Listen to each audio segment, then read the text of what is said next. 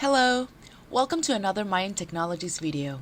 Today, we're diving into a critical support tip that can save you tons of time when troubleshooting user issues.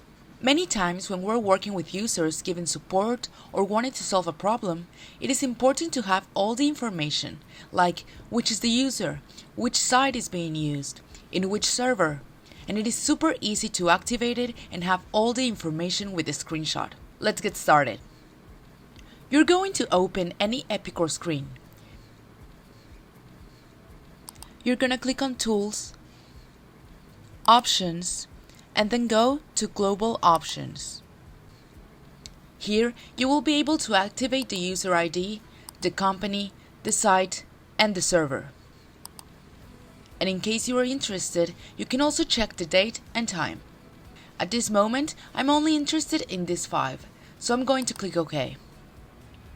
And as you can see, all the information appears here. The user I'm working with is called System Manager. The company is called Epicor Education. The site is Main, and the server where I'm working is Copan. That's it for now. Thank you so much for watching. My name is Victoria Sanchez, and if you like this video, don't forget to check out our YouTube channel for more content. Until the next one.